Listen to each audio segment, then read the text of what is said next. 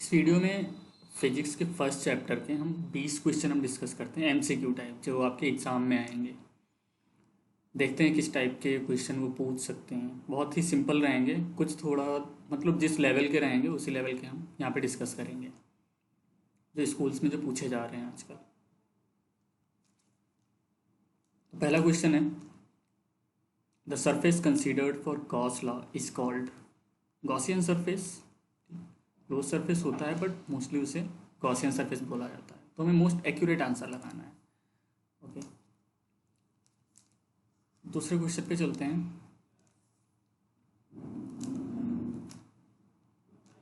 The total flux through the faces of cube with side of a length if a charge Q is placed at corner of A of the cube is.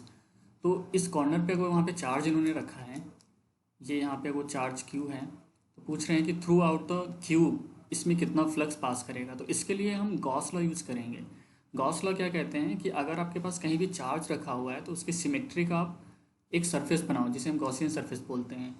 तो इसकी symmetry क्या हो सकता है, ये एक corner पे रखा हुआ है, इस टाइप का एक कॉर्नर जहाँ पे रखा हुआ है। तो हम क्या करेंगे, इसके सराउंडिंग में हम ऐसे ऐसे और भी ज़्यादा हम क्यूब लगा देंगे कि ये बीच में आ जाए। तो उसके लिए हमें क्या करना पड़ेगा, इसके एक साइड में लगाना, इस सरफेस पे लगाना, इस सरफेस पे लगाना। ठीक, ये दो सरफेस हो गए और इसकी एक एज पे लगाएंगे ऐसे। ठीक, तो तीन तो ऊपर क्यूब हो गए, वो ऐसे मिला करके, इसको मिला करके चार हो जाएंगे। ऐसे ही चार क्यूब हम नीचे लगाएंगे। तो टोटल जब 8 क्यूब लग जाएंगे, 8 क्यूब जब होंगे और बीच में आ जाएगा चार्ज, राइट। जब ये बीच में आ जाएगा तो बोलेंगे ये सिमेट्रिक सरफेस हो गया और इसमें से कितना फ्लक्स पास करेगा। टोटल जो 8 क्यूब्स आपने लगाए हैं, 8 क्यूब से कितना फ्लक्स पास करेगा, बाई 8 हो जाएगा। Charge inside divided by epsilon not.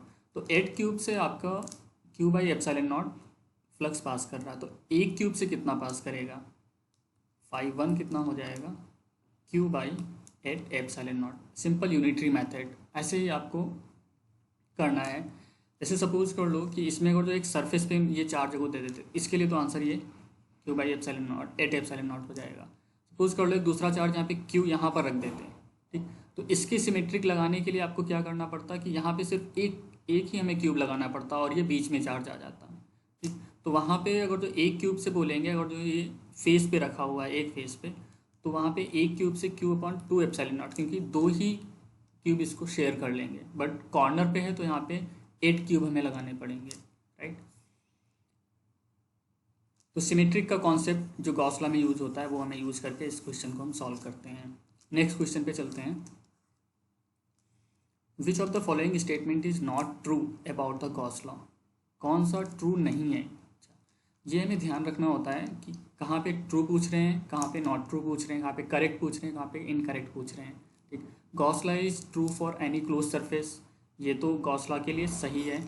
The term Q on the right side of Gauss law include the sum of all charges enclosed by surface, बिल्कुल सही है। जो क्लोज सरफेस में जितने भी आपके चार्ज होंगे उन सबको इंक्लूड करता है, ये भी गॉस लॉ के अकॉर्डिंग सही है। मतलब क्वेश्चन के अकॉर्डिंग ये नहीं सही है। Gauss law is not useful for calculating electrostatic field when the system has some symmetry. देखो गॉस लॉ मोस्टली यूज होता है सिमेट्री के लिए। ठीक, तो ये वाला स्टेटमेंट यहाँ पे गलत हो गया according to Gauss law. Gauss law is based on inverse square dependence on distance contained in the Coulomb's law. हालांकि ये हायर का है, लेकिन इसमें क्या है, बेसिकली जो गॉस लॉ आपका डेराइव होता है वो इनवर्स स्क्वायर लॉ से ही डेराइव होता है। कूलम्स लॉ से आपका गॉस लॉ डेराइव किया जाता है। बट अगर इसके बारे में आप कंफर्म नहीं भी हैं फोर्थ ऑप्शन के, तो थर्ड वाला ऑप्शन आपको दिखाई दे रहा है कि अकॉर्डिंग टू क्वेश्चन ये नॉट करेक्ट है गॉस लॉ, क्योंकि ये तो यूजफुल है सिमेट्री के लिए, तो हमारा यहीं पर आंसर मिल जाता है। ऑल्दो ये थोड़ा हायर का हो जाता है कि इनवर्स स्क्वायर लॉ से आपका गॉस लॉ डेराइव होता है। तो option C will be correct और ये सारे इनकरेक्ट हो जाएंगे, क्योंकि गॉस लॉ के अकॉर्डिंग ये सब सही है। तो नेक्स्ट क्वेश्चन पे चलते हैं।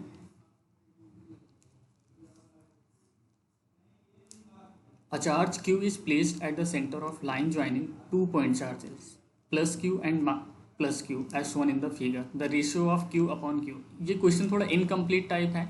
मतलब ratio of q and q when system is equilibrium, system is in equilibrium. अगर सिस्टम इक्विलिब्रियम में है तब आप इनका रेशियो बताओ। क्यों, क्योंकि अगर ये इक्विलिब्रियम में नहीं होगा, सपोज कर लो ये भी पॉजिटिव हुआ, तो ये इसको इधर पुश करेगा और इसको ये इधर पुश करेगा, तो ये दोनों इक्विलिब्रियम में नहीं रहेंगे ना।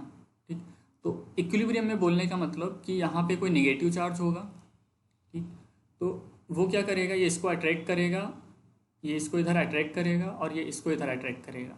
ठीक, सपोज कर लो हम इस चार्ज की सिर्फ बात करते हैं, ये कैपिटल क्यू इसको अट्रैक्ट कर रहा है राइट साइड, तो ये वाला जो होगा, ये वाला इस पर फोर्स लगाएगा इस साइड में, और इन दोनों को ये बैलेंस कर देगा। तो यही चीज़ हमें बस पुट करनी है, यही चीज़ हमें यहाँ पे देखनी है। तो इस पॉइंट पे हम ले लेते हैं, ये कोई ए पॉइंट है, तो स्मॉल क्यू की वजह से यहाँ पे कितना फोर्स होगा और कैपिटल क्यू की वजह से यहाँ पे कितना फोर्स होगा, और इन दोनों को इक्वेट कर देना है, वहाँ से आपका रेशियो निकल आएगा। तो स्मॉल क्यू की वजह से होगा Q square upon 4 pi epsilon not, इसके बीच में डिस्टेंस कितनी है 2x², और ये स्मॉल कैपिटल क्यू की वजह से होगा capital Q small Q 4 pi epsilon not, और इसके बीच की जो डिस्टेंस है वो है आपकी x²। राइट, तो ये हो जाएगा q², 4 pi epsilon not, 4 pi epsilon not cancel out, ये इधर आएगा 4x², ये हो जाएगा capital Q small Q x² cancel out, 1q cancel out, इसको आप इधर निकाल लो, q upon small q will be 1/4। ये 1/4 आया, बट q का जो चार्ज है, q जो चार्ज है वो निगेटिव चार्ज होना चाहिए, तभी ये राइट साइड फोर्स लगाएगा, वरना ये भी लेफ्ट साइड फोर्स लगाएगा और ये बैलेंस नहीं रहेगा। तो यहाँ पे ये निगेटिव साइन आएगा और वो ऐसे शो होगा। तो option D will be correct. ठीक, इक्विलिब्रियम में रखने के लिए कोई एक पॉइंट ले लो, उसमें आपको बैलेंस करना होता है, जैसे ये। नेक्स्ट क्वेश्चन पे चलते हैं, इसको रब कर देते हैं।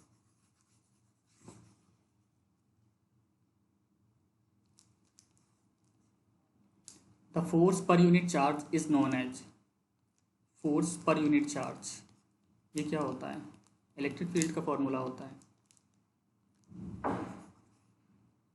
इसमें बी ऑप्शन सही हो गया। 6th क्वेश्चन में electric field lines provide information about, electric field lines आपकी इंफॉर्मेशन इस टाइप की प्रोवाइड करती हैं। तो ये फील्ड स्ट्रेंथ बताती है, बिल्कुल सही है। डायरेक्शन के बारे में हमें आइडिया देती हैं, बिल्कुल सही। नेचर ऑफ चार्ज पॉजिटिव या नेगेटिव, जैसे पॉजिटिव से ओरिजिनेट होता है इलेक्ट्रिक फील्ड लाइंस और नेगेटिव पे टर्मिनेट होती हैं। पॉजिटिव होगा तो यहाँ से इलेक्ट्रिक फील्ड लाइंस निकलती हैं, और नेगेटिव चार्ज होगा तो यहाँ पे टर्मिनेट करती हैं।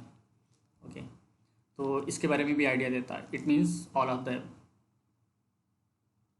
ओके, नेक्स्ट क्वेश्चन पे चलते हैं। Which of the following figure represent electric field lines due to single negative charge, negative charge के थ्रू इलेक्ट्रिक फील्ड लाइंस कैसी होती हैं। तो electric field lines negative charge के लिए आपकी टर्मिनेट करनी चाहिए, और वो भी आइसोलेटेड, सिंगल निगेटिव चार्ज मतलब आइसोलेटेड जो चार्ज होता है वो टर्मिनेट होना चाहिए। तो इसमें देखो निगेटिव ये ओरिजिनेट हो रही है, बाहर की तरफ जा रही हैं, नहीं, यहाँ पे टर्मिनेट कन्वर्ज करनी चाहिए फील्ड लाइंस। तो आपका ये वाला ऑप्शन सही हो जाएगा, बी वाला। ओके, नेक्स्ट क्वेश्चन पे चलते हैं 7, 8 पे। SI unit of electric flux, electric flux की एसआई यूनिट। तो इलेक्ट्रिक फ्लक्स क्या होता है, 5 हम 2 तरीके से लिख सकते हैं, E.ds या फिर Q upon epsilon not. Epsilon naught की यूनिट थोड़ी टेढ़ी है तो इसको हम स्किप करेंगे, यहाँ से निकालेंगे। इलेक्ट्रिक फील्ड की होती है न्यूटन पर कूलम और इसकी होती है metre square, newton per coulomb metre square, newton per coulomb metre square. This one, D option will be correct. Next 9 पे चलते हैं। The unit of electric dipole moment, electric dipole moment की unit क्या होती है। तो इलेक्ट्रिक डाइपोल की moment क्या होनी चाहिए, P जो हम लिखते हैं इलेक्ट्रिक डाइपोल मोमेंट, ये होता है Q इंटू डिस्टेंस। बट इसमें देखो ना, न्यूटन ये तो फोर्स की होती है, कूलम ये तो चार्ज की होती है, फैराड ये कैपेसिटर की होती है। ठीक, तो ये 3 तो नहीं होंगी, इट मीन्स डी वाली डी बाई ही होगी। तो डी बाई आपकी इलेक्ट्रिक डाइपोल मोमेंट की यूनिट हो जाएगी। तो बहुत सारे ऐसे क्वेश्चन होते हैं जिनमें हमें अगर जो आंसर नहीं भी होता है, तो ऐसा नहीं है कि हमें इसमें नहीं आ रहा है, तो उसको एक बार आप क्रॉस चेक करो, क्या पता 3 गलत हो जाए और एक आपका सही हो जाए। ठीक, वैसे भी हमें करना है। और डी बाई काफ़ी बड़ी यूनिट होती है। 10th question, consider a region inside which there are various type of charges but the total charge is 0 at point outside the region. तो ये बोल रहे हैं कि एक कोई रीजन है inside which there are various type of charges, जहाँ पे आपके बहुत सारे चार्जेस हैं। The total charge inside zero, कि टोटल जितने पॉजिटिव हैं उतना ही आपका नेगेटिव चार्ज है। At point outside the zero, outside zero पे वहाँ पे इलेक्ट्रिक फील्ड आपकी कैसी होगी। ठीक, देखो ये चार्ज है, इलेक्ट्रिक फील्ड आपकी वेक्टर क्वांटिटी है। कहीं अगर जो बाहर आपसे पूछ रहे हैं ये, तो इसकी वजह से इलेक्ट्रिक फील्ड इधर होगी, इस चार्ज की वजह से इलेक्ट्रिक फील्ड इधर होगी। तो ऐसा नहीं है कि टोटल चार्ज इनका समेसन है वो जीरो आ रहा है तो इलेक्ट्रिक फील्ड भी जीरो होगी, क्योंकि इलेक्ट्रिक फील्ड आपकी वेक्टर क्वांटिटी है, तो इसके अलग अलग डायरेक्शन होंगे। तो मे भी पॉसिबिलिटी है कि किसी एक डायरेक्शन में इसकी रिजल्टेंट इलेक्ट्रिक फील्ड आ जाए, यहाँ पे इलेक्ट्रिक फील्ड एक रिजल्टेंट आ जाए। तो electric field is necessarily zero, ये नहीं हो सकता है। Electric field is due to dipole moment of charge distribution only. Dipole moment की वजह से, डाइपोल मोमेंट क्योंकि ये बहुत सारे रैंडम चार्जेस की बात कर रहे हैं। सी क्या है, the dominant electric field is inversely proportional to R cube. अगर आपने पढ़ा हो तो स्फेयर की वजह से, जब हम नॉन कंडक्टिंग जब स्फेयर होता है उसकी वजह से जब इलेक्ट्रिक फील्ड निकालते हैं तो इन्वर्सली प्रोपोर्शनल आता है आर क्यूब के, ठीक, डिस्टेंस फ्रॉम द ओरिजिन। तो ये वाला सही हो सकता है। The work done to move a charge particle along a close path away from region will not be zero. तो ये कह रहे हैं कि अगर इस पॉइंट से इस पॉइंट तक अगर हम ले करके आते हैं एक क्लोज पाथ में, यहाँ से यहाँ तक हम मूव कराते हैं इसको, तो इसमें वर्क डन ज़ीरो नहीं होगा। इलेक्ट्रिक फील्ड और मैग्नेटिक फील्ड ये दोनों आपके, ये कंजर्वेटिव आपकी क्वांटिटीज़ हैं। जब कंजर्वेटिव क्वांटिटीज़ हैं तो इनकी वजह से जब क्लोज पाथ में वर्क डन निकालते हैं, क्लोज पाथ में वो वर्क डन होगा ड्यू टू मैग्नेटिक फील्ड और इलेक्ट्रिक फील्ड, तो ये हमेशा आपका जीरो रहता है। ठीक, तो ये भी आपका गलत हो गया। It means C will be correct answer.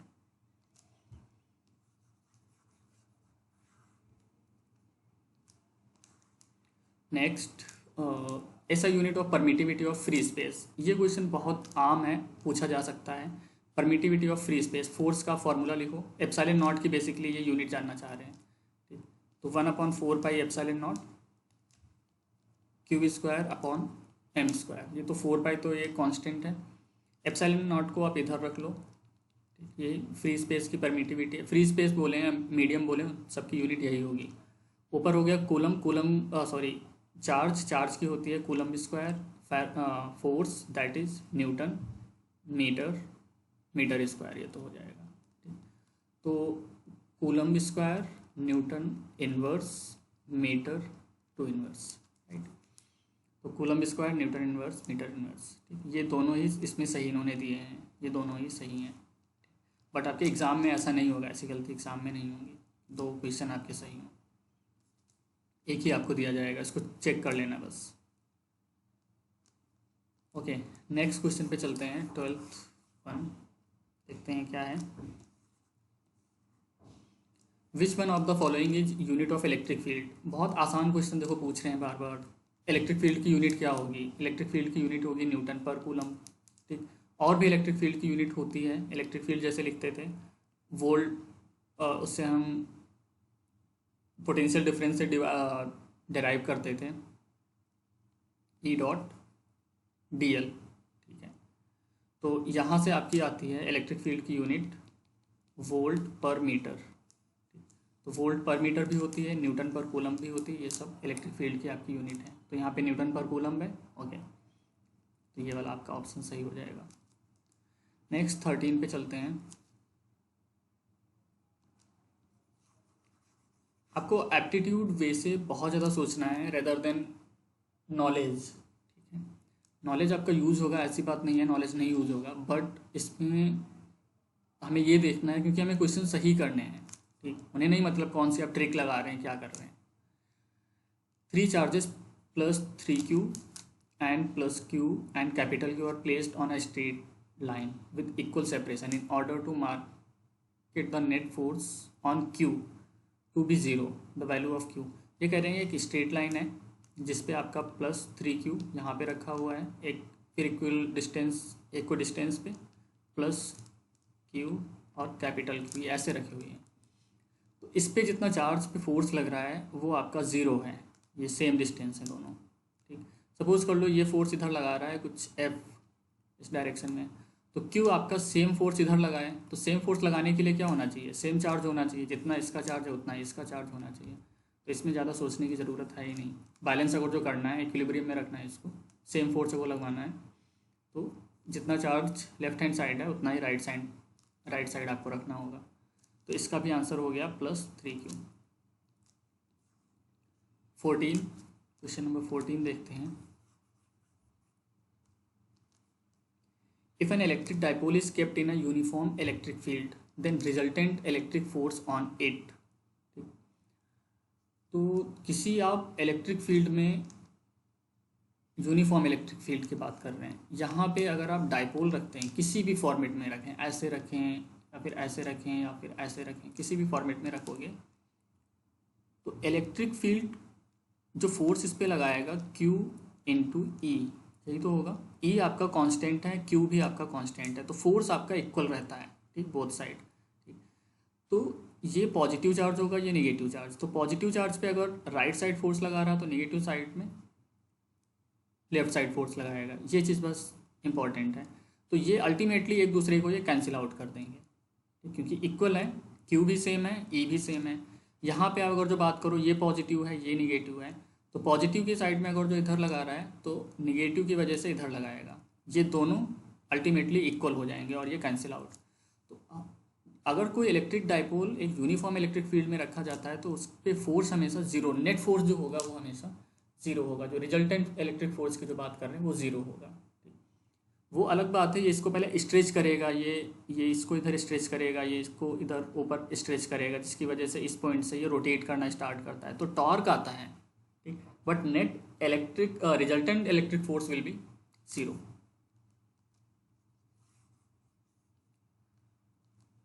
Next 15 करते हैं। The number of electron taken out from body to produce 1 coulomb of charge. ये मुझे लगता है काफ़ी फेवरेट क्वेश्चन रहेगा इनका ये पूछने के लिए, और इसमें 10th का कॉन्सेप्ट लगता है कि जो चार्ज होता है Ne होता है। चार्ज आपको 1 कूलम दिया गया, इसमें नंबर ऑफ इलेक्ट्रॉन आपको बताने हैं, तो 1 कूलम, नंबर ऑफ इलेक्ट्रॉन 1.6 × 10⁻⁻19। तो इसको जो आप सॉल्व करोगे तो आ जाएगा 1/1.6 × 10⁻⁻19। इसको जो आप सॉल्व करोगे 0.625 × 10⁻+19 ऊपर हो जाएगा, ऊपर आएगा 6.25 × 10⁻18। एक डेसिमल हमने इधर इसको, तो ये वाला ऑप्शन आपका सही हो जाएगा। तो कुछ न्यूमेरिकल रहेंगे, न्यूमेरिकल जो होंगे बहुत ही आसान होंगे, सिंपल से न्यूमेरिकल वो पूछेंगे। 16 क्वेश्चन करते हैं। ये पूछ रहे हैं the work done in rotating an electric dipole in an electric field. कि कोई एक इलेक्ट्रिक फील्ड है, ये इलेक्ट्रिक फील्ड, इसमें अगर आपका कोई एक डाइपोल ऐसे दिया गया है, ये प्लस है और ये माइनस, ये डाइपोल दिया गया है, तो इसमें वर्क डन कितना करना पड़ेगा कि किसको रोटेट करने के लिए। तो सपोज कर लो अभी ये 90 डिग्री पे है, 90 डिग्री से हमें 90 डिग्री पे है, 90 डिग्री से हमें थीटा पे हमें ले जाना है। तो वर्क डन के लिए हम क्या करते हैं, टाउ डी थीटा, क्योंकि टॉर्क के थ्रू हम निकालेंगे, तो टॉर्क हमें पता है PE sin थीटा होता है, sin थीटा डी थीटा। इसको जब इंटीग्रेट करेंगे तो आपका आएगा PE cos थीटा, ठीक। और ये कहाँ से कहाँ तक, 90 से थीटा तक, साइन का जब इंटीग्रेट करेंगे तो माइनस साइन यहाँ पे आता है, cos थीटा। इसको जब आप सॉल्व करोगे तो PE -cos थीटा +1, या फिर इसी को लिख सकते हैं PE 1 - cos थीटा। तो ये ME नहीं है, ये PE है बेसिकली।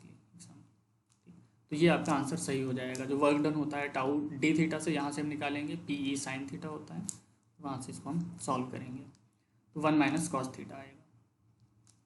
नेक्स्ट क्वेश्चन पे चलते हैं।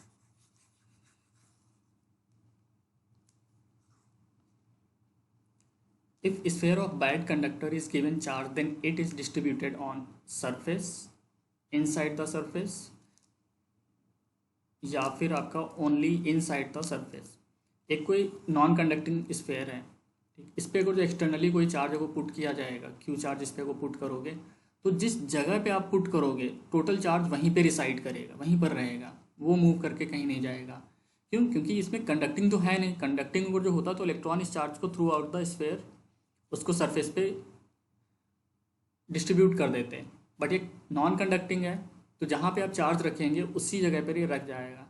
तो ये वाला ऑप्शन नहीं होगा, इंटायर सरफेस पे नहीं डिस्ट्रीब्यूट होता है। इनसाइड द सरफेस बिल्कुल नहीं जाएगा, कि अगर आप इनसाइड प्लेस करोगे तभी यहाँ पे चार्ज जाएगा। ओनली इनसाइड द सरफेस नहीं, ऐसा नहीं है कि चार्ज आपने सरफेस पे रखा और इनसाइड चला जाए, नहीं, तो इसमें नन होगा। नेक्स्ट क्वेश्चन देखते हैं कि electric field in a cavity of metal. कोई एक मेटल है, मेटल हम यही ले लेते हैं, इसमें एक कैविटी है, तो उसमें बोल रहे हैं कि इलेक्ट्रिक फील्ड इसमें कितनी होगी। यहाँ पे ऐसे चार्ज है, मैटर वगैरह है, तो डिपेंड ऑन सराउंडिंग। कोई ज़रूरी नहीं, क्योंकि यहाँ पे तो चार्ज ज़ीरो होगा ना, सरफेस मेटल है, और इनसाइड तो सरफेस ज़ीरो होगा। तो कोई ज़रूरी नहीं कि अगर जो यहाँ पे ज़ीरो है तो इसके अंदर भी ज़ीरो इलेक्ट्रिक फील्ड हो। यहाँ पे चार्ज ज़ीरो रहेगा तो इसका मतलब नहीं कि इलेक्ट्रिक फील्ड यहाँ पे ज़ीरो है। Depend upon the size of cavity, नहीं, ऐसा नहीं होता है कि साइज ऑफ कैविटी से नहीं मतलब है हमें, हमें बस चार्ज से मतलब होता है कि इसके अंदर इनसाइड चार्ज कितना, टोटल चार्ज आउटसाइड इनसाइड सब मिला के। इज़ ऑलवेज ज़ीरो, कोई ज़रूरी नहीं है कि यहाँ पे वो चार्ज होगा कुछ तो इसकी वजह से यहाँ पे इलेक्ट्रिक फील्ड हो सकती है। It's not necessarily zero, this is the suitable answer. कोई ज़रूरी नहीं, might be zero, might not be zero, ठीक, बट ये कैविटी पे डिपेंड नहीं करता उसका साइज़ कितना होगा। वो एक्सटर्नल चार्ज अगर जो होगा सरफेस पे चार्ज होगा उसकी वजह से यहाँ पे इलेक्ट्रिक फील्ड आप देखेंगे। तो most appropriate answer is not necessarily zero. Next question पे चलते हैं। The dielectric constant of metal is, dielectric constant of metal का डाइलेक्ट्रिक कांस्टेंट, ये आप याद ही कर लीजिए, बेटर होगा कि मेटल का जो डाइलेक्ट्रिक कांस्टेंट होता है वो इनफाइनाइट होता है, ठीक, क्योंकि वो कंडक्टिंग होता है मेटल। तो डाइलेक्ट्रिक का मतलब क्या हो गया, अगर जो चार्ज यहाँ पर रख रहे हो, तो चार्ज यहाँ पर अगर आप रख रहे हो, ये पॉजिटिव चार्ज नेगेटिव चार्ज, तो ये ट्रांसफ़र करना स्टार्ट कर देगा। तो डाइलेक्ट्रिक कांस्टेंट इसका आपका इनफाइनाइट होता है। आप बेहतर होगा कि आप इसे याद कर लें। 1 कूलम इज इक्वल टू, ये भी आपकी याद करने वाली चीज़ है। एक चीज़ जो चार्ज की एक यूनिट होती है, जैसे चार्ज को हम कूलम में डराइव करते हैं, ऐसे ही हमें ESU में भी डराइव किया जाता है, ठीक है। तो ये कन्वर्जन है सिंपली, सीरियस यूनिट सिस्टम। तो 3×10⁹ ये भी आपको याद करने वाली चीज़ है, सिंपल फैक्ट के फॉर्म में इसे याद किया जाता है। नेक्स्ट क्वेश्चन देखते हैं। Each of the 2 point charges are doubled and their distance is half, force of interaction become P times, where P कितना होगा। वो एक न्यूमेरिकल है, बस रिलेट करना है आपको। क्या क्या कह रहे हैं ये, 2 पॉइंट चार्ज हैं जो डबल किए गए हैं, एक Q है, ये Q है, ये भी, ये पहले हैं, ठीक। अब ये हो गए 2Q और ये हो गया 2Q, दोनों डबल हो गए। And the distances is half, यहाँ पे अगर x है तो ये हो गया x/2, force on the interaction. यहाँ पे फोर्स कितना होगा, F1 होगा आपका Q/4πε0 x²। यहाँ पे आपका कितना होगा, F2 विल बी